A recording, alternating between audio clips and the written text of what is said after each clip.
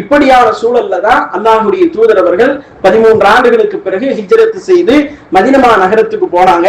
அதுல இரண்டாவது ஆண்டு இந்த ரமலானுடைய மாதம், ரமலான் கடமையாக்கப்பட்ட முதல் வருடத்திலே அல்லாஹ் ரப்புல் ஆலமீன் என்ன செஞ்சான்? இந்த பத்ர் களத்தை ஏற்படுத்தி கொடுத்தான். பத்ர் களத்திலே அல்லாஹ்வுடைய தூதர்கள் வெறுமனே 313 நபித்தோழர்களோடு கலந்து கொண்டு எதிரிகளுடைய படையிலே ஆயிரக்கணக்கான எதிரிகள், ஏராளமான கவச உடைகள், ஏராளமான குதிரைகள் எல்லாவற்றையும் திரட்டி கொண்டு மிக பெரும் செல்வ வளத்தோடு வந்து பொருள் வளத்தோடு வந்து அல்லாஹ்வுடைய தூதருடைய இந்த பத்ர் களத்தை சந்தித்தார்கள். யார் வெற்றி பெறணும்? இயல்பாக பார்த்தா யார் வெற்றி பெறணும்? எதிரிகள் தான் வெற்றி பெறணும். வந்திருந்த தோழர்களை விட, அல்லாஹ்வுடைய மார்க்கத்தை ஏற்றுக்கொண்டவர்களை விட எதிரிகளுடைய படையினுடைய எண்ணிக்கை கூடிக்கொண்டே இருந்தது. அது 3 மடங்கு அதிகமாக இருந்தது. இவங்கள்ட்ட எதுவுமே இல்லை, எலும்பும் தோலுமாக வந்து நின்றார்கள். கவச ஆடை கிடையாது.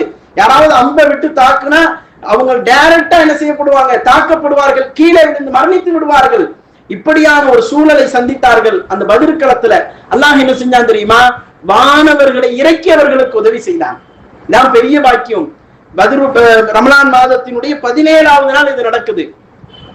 பத்ர் சஹாபான்னு சொல்லி என்ன செய்வாங்க? அந்த 17 நாள்ல 17வது நாள் விமர்சையாக இது பண்ணுவாங்க. ஆனா நம்ம அந்த தினத்தை நாம யோசிக்க வேண்டும். இது அல்லாஹ் ரமலான்ல வைத்திருக்கிறான். இந்த நிகழ்வு நடந்தது எப்போ? ரமலான்ல நடந்துச்சு. அல்லாஹ் என்ன செஞ்சான்? சஹாபாக்களை, வானவர்களை இறக்கி நபித்தோழர்களுக்கு அல்லாஹ் உதவி செய்தான். உதவினா சும்மா உதவி இல்ல. சில நபித்தோழர்கள் சொல்றாங்க, நாங்கள் எதிரிகளை தாக்குவதற்காக எங்களுடைய கரங்களை தான் தூக்குவோம், எதிரிகளுடைய தலை கீழே விழுந்து விடும். எப்படி சாத்தியமாகும்? அல்லாஹ் சாத்தியப்படுத்தி காட்டுவான். அல்லாஹ்வின் மீது ஆழமாக நம்பிக்கை வைத்தால் எவ்வளவு பெரிய கொடுமையானவனும் சரி, அவன் உள்ள மாறி போவான், அவன் தாக்கப்படுவான், பலமானவன் கீழே விழுந்து போவான். இது அல்லாஹ்வின் மீது நாம் வைத்திருக்கக்கூடிய நம்பிக்கைக்கு அல்லாஹ் கொடுக்கக்கூடிய கூலி. அல்லாஹ் எப்படி கூலி கொடுப்பான் நமக்கு? அல்லாஹ் மேல நம்ம ஸ்ட்ராங்கா நம்பிக்கை வச்சோம்னு சொன்னா அல்லாஹ் கொடுக்கக்கூடிய கூலி என்பது அதுவும் ஸ்ட்ராங்கா தான் இருக்கும். அந்த நபித்தோழர்கள் யாருக்கும் என்ன இல்லை, உடல் ரீதியாக எந்த பலமும் கிடையாது. அவர்களிடத்தில் இருந்த ஒரே ஒரு பலம், ஈமானிய பலம் மட்டும்தான். அல்லாஹ் எனக்கு உதவி செய்வான். நம்ம நினைக்கிறோம்ல, என் குடும்பத்துல இப்படியான ஆட்கள் எல்லாம் வழிதவறி போய் இருக்கிறார்கள். ஏதோ ஒரு தவறான காரியத்தை, அல்லாஹுக்கு இணை வைக்கக்கூடிய ஒரு தாயத்து, ஒரு தர்கா வழிபாடு, அல்லது ஏதோ ஒரு காரியத்தை செய்கிறார், அல்லது மது அருந்துகிறார்கள், என்னுடைய பிள்ளைகள் சரியில்லை என்று வேதனைப்படுகிறோமே. அல்லாஹ்வின் மீது ஆழமாக நம்பிக்கை வைத்து எங்களுக்கு அல்லாஹ் உதவுவான், எங்களுடைய குடும்பத்தையும் மார்க்க ரீதியாக சீராக கட்டமைப்பான் என்கின்ற அந்த நம்பிக்கையிலே நாம் நடந்தோம் என்று சொன்னால் அல்லாஹ் உதவி செய்வான்.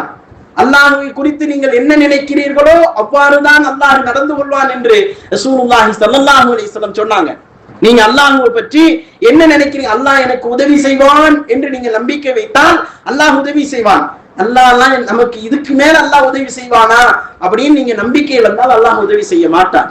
அப்ப அல்லாஹ்வை குறித்து வைக்கக்கூடிய நம்பிக்கை அந்த பத்ர் களத்திலே நபித்தோழர்களுக்கு வலுவாக இருந்தது. வேற எதுவுமே அவங்கள்ட்ட கிடையாது. நீ வரலாற்றை எடுத்து படித்து பாருங்கள், எல்லா வகையிலும் அவர்கள் குறைந்தவர்களாகத்தான் இருந்தார்கள். இன்னும் சொல்வதாக இருந்தா மதீனா நகரம் அவர்களுடைய சொந்த பூமியே கிடையாது. அவங்க போய் வாழ போன பூமி தான். மக்கால விரட்டுகிறார்களே என்று தஞ்சமடைந்த பூமிதான் மதீனா நகரம். அந்த மதீனா நகரத்திலிருந்து வெளியே வந்து ஒரு பெரும் கொண்ட கூட்டம், கொடுமைக்கார கூட்டத்தை எதிர்க்கிறார்கள் என்றால் அல்லாஹ் அதிலே அந்த எதிரிகளை விட மூமின்களை தேர்ந்தெடுத்து உதவி செய்திருக்கிறான் என்றால் அவர்களுடைய நம்பிக்கை அதுக்கு காரணம். இது எப்ப நடந்துச்சு? ரமலானுடைய 17ல நடந்துச்சு. அல்லாஹ் நடத்தி காட்டினான். பெரும் பெரும் அற்புதங்கள்ல பத்ர் களமும் மிகப்பெரிய அற்புதம்.